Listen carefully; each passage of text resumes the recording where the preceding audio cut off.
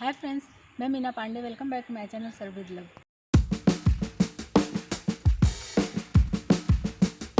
Friends, ये मैंने T time snacks बना के तैयार किया है, जो कि बहुत ही टेस्टी बना है और बहुत ही क्रिस्पी बना है। आइए देख लेते हैं किस तरीके से मैंने बनाया है। मसाला तैयार करने के लिए मैंने 3 उबले हुए आलू लिए हैं। इसको ग्रेट कर लेती हूँ। इसको चाहे तो आप तोड़ सकते हो, मगर उसमें लम्स बिल्कुल भी नहीं होना चाहिए। तो प्रेफर करिए कि अगर ग्रेट किए रहेंगे ना, तो फिर इसमें लम्स नहीं रहेगा। इस तरीके से मैं ग्रेट कर देती हूँ। इसमें बिल्कुल भी लम्स नहीं है, इसी तरीके का ग्रेट किया हुआ चाहिए था। आलू के टेस्ट के अकॉर्डिंग नमक डाल देती हूँ। ये जो आलू बन के तैयार होगा, एकदम चटपटा सा बन के तैयार हो, उसके लिए मैंने मसाला मैजिक लिया है, हाफ पाउच लिया है। इसको डाल देती हूँ इसमें। 4 टीस्पून काश्मीरी लाल मिर्च पाउडर डाल रही हूँ। 1/4 टीस्पून चाट मसाला डाल रही हूँ। हाफ टी स्पून अचार का मसाला और साथ में तेल भी है, वो डाल देती हूँ। फ्रेंड्स, अचार का मसाला तेल जो डाला है ना, इससे हमारे आलू में बहुत अच्छा टेस्ट आएगा, इसलिए मैंने यूज़ की। थोड़ा सा कटा हुआ हरा धनिया डाल देती हूँ।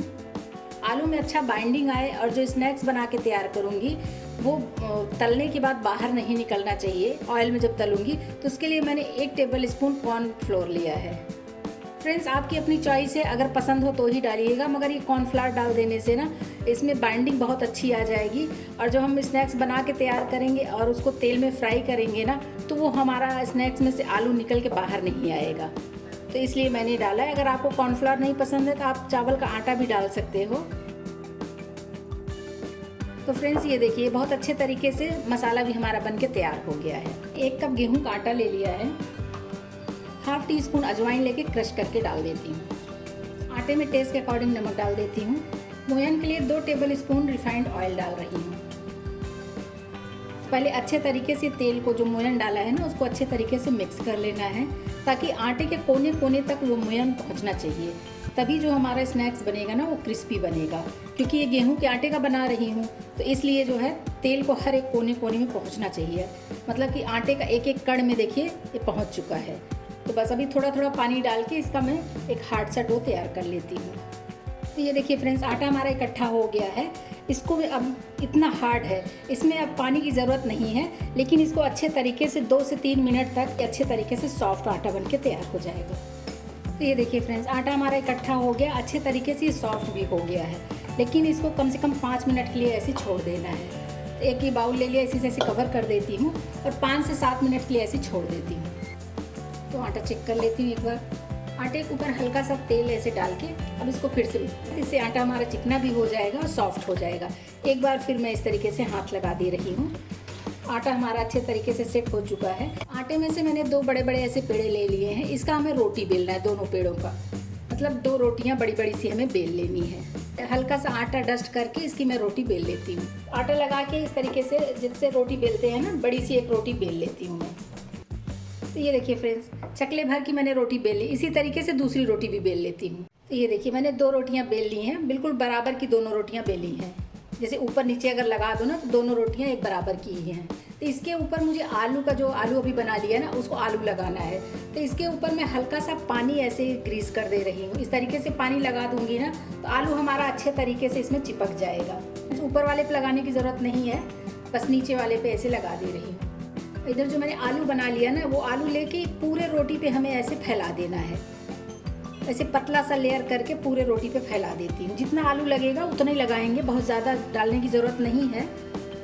ये देखिए, तो ये देखिए फ्रेंड्स, एक रोटी में जिसमें मैं पानी लगाई थी ना, उस पर मैं पूरा ये आलू इस तरीके से फैला दी हूँ। आलू फैला के इसको अच्छे तरीके से, मतलब कि पूरा एकदम एक ही साइज़ में होना चाहिए। कहीं ऊपर कहीं ऊँचा रहे, कहीं नीचा रहे, ऐसा नहीं होना चाहिए। तो इस तरीके से मैं दबा दे रही हूँ। तो पूरे में आलू मैंने फैला दिया है। जो ये दूसरी रोटी बेल लिया है ना, ये रोटी इसी के ऊपर मैं ऐसे, ये देखिए, खींचते हुए पूरा एकदम लास्ट तक ऐसे ले आके हल्का सा ऐसे प्रेस कर दूंगी। इस तरीके से प्रेस कर दिया ना, तो ये चिपक गई है। अभी चाहे तो इसको मैं रोटी उलट के दूसरे, नीचे वाला ये ऊपर कर देती। ये देखिए, देख रहे हैं ना, नीचे वाला, अगर जैसे नीचे वाली रोटी बड़ी, ऊपर वाली छोटी है, उससे कोई फ़र्क नहीं पड़ता है। लेकिन आप चाहिए तो ऐसे हल्का सा खींच दोगे तो ये बराबर हो जाएगी। आप चाहिए तो हल्का सा बेलन भी चला सकते हो, कि जो आलू अंदर डाली हूँ ना, एकदम अच्छे तरीके से इसमें सेट हो जाए। मैंने पिज़्ज़ा कटर ले लिया। आप चाहिए चक्कू ले लो या पिज़्ज़ा कटर ले लो, जो आपके पास अवेलेबल हो उसको ले सकते हो। ये देखिए, कुछ इस तरीके से मैं काटूंगी।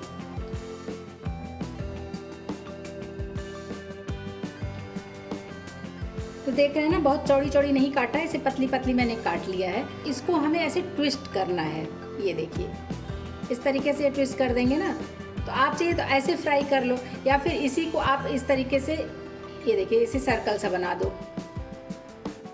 अभी ये बीच से मैं ऐसे उठा लेती हूँ, ये देख रहे हैं ना, इसको हल्का सा ऐसे ट्विस्ट करना है, ये देखिए ऐसे बन जाएगा ना। बस इसी तरीके से इसको हमें करना है। तो छोटे छोटे या बड़े बड़े आप चाहिए ऐसे फ्राई कर लो। अभी इसको हम ऐसे, ये देखिए ऐसे जैसे लच्छा पराठा के लिए हम ऐसे रोल करते हैं ना, इस तरीके से इसे रोल कर लेते हैं। और ये जो लास्ट का बचता है इसको नीचे ले आके पानी लगा के हल्का से ऐसे चिपका देंगे, तो इस तरीके से ये बन जाएगा। मैं किचन स्लैब पे आपको बना के दिखाती हूँ। जैसे एक स्ट्राइप ले लिया ना, हल्का सा इसको ऐसे खींच देंगे लंबा सा, ये देख रहे हैं ना, ऐसे खींच जाएगा। और उसके बाद इसको हम ऐसे मोड़ देंगे इस तरीके से, ये देखिए ऊपर से मोड़ दिया। अभी इसको पकड़ के और यहाँ भी ऐसे मोड़ देंगे, तो ये ऐसे ही, ये देखिए इस तरीके से बन गया ना। अभी इसको हमें ऐसे मोड़ते हुए ऐसे गोलाई में ही ले आना है और एक कॉर्नर पकड़े रहना है। बस इसी तरीके से इसको ले आके, और ये जो एक्स्ट्रा ये उसमें हल्का सा पानी लगा दूंगी ऐसे ही, और इसको यहीं ले आके साइड में या नीचे ऐसे चिपका देंगे, तो ये चिपक जाएगा। तो इस तरीके से ये बन जाएगा गोल सा। ये देखिए फ्रेंड्स, ये वाला स्नैक्स मेरा इस तरीके से बना है।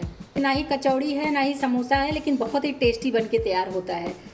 तो इसी तरीके से ये बन गया है। अभी मैं इसको फ्राई कर लेती हूँ। और फ्रेंड्स, ये जो दो आप रिंग जैसा देख रहे हैं ना, ये लास्ट का जो साइड का होता है ना, इस साइड का छोटे छोटे से थे, इसको मैंने ऐसे रिंग टाइप का बना दिया है। इधर कढ़ाई में तेल रख दिया गर्म होने के लिए। तो फ्रेंड्स, तेल हमारा गर्म हो गया। मैंने एक छोटा सा पीस आटे का डाल के चेक कर लिया, तो तेल हमारा गर्म है। इसी में मैं एक एक पीस ये डाल देती हूँ। इतने कढ़ाई में आ जाएंगे, बस वही उतना डालूंगी।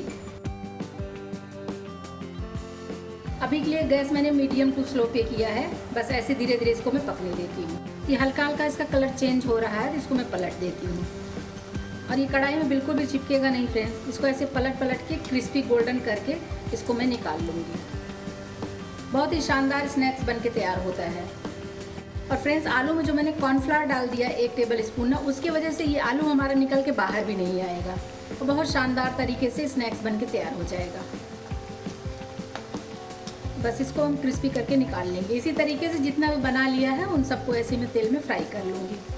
आप चाहिए तो इसके एयर फ्रायर में, ओवन में आप कर सकते हो। एक बार इसको फिर चला देती हूँ और देखिए गोल्डन क्रिस्पी कलर में आ रहा है। तो जब तक क्रिस्पी नहीं हो जाता तब तक इसको हमें चला चला के क्रिस्पी कर लेना है, उलट पलट के। तो फ्रेंड्स, देख रहे हैं ना, ये गोल्डन क्रिस्पी कलर में हो गया है, ये देखिए। तो इनको मैं निकाल लेती हूँ। इसी में जो बचे हुए हैं वो सारे भी फ्राई कर लूँगी। ये छन्नी ले लिया, इसी में छान लूँगी ना, एक्स्ट्रा ऑयल इसी में छन जाएगा। थोड़ा सा इसे रोक के रखूँगी, एक्स्ट्रा तेल इसी में झड़ जाएगा। और देख रहे हैं कितना गोल्डन कलर में आ गया है, बहुत क्रिस्पी भी बना हुआ है। बहुत ही शानदार बन के तैयार हुआ है टी टाइम स्नैक्स। तो उसको निकाल लिया। इसी में जो बचे हुए हैं ना, उसको भी मैं फ्राई कर लेती हूँ।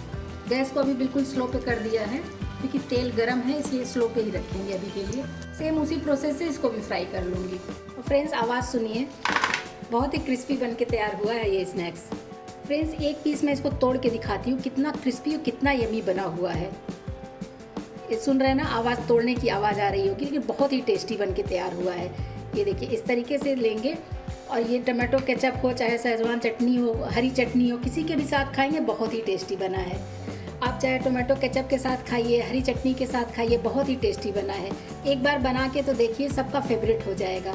इस तरीके से आप लोग भी बनाइए। अगर आपको मेरा तरीका पसंद आया हो तो लाइक और कमेंट्स करना बिल्कुल भी मत भूलना फ्रेंड्स। लास्ट तक मेरी वीडियो देखने के लिए थैंक यू।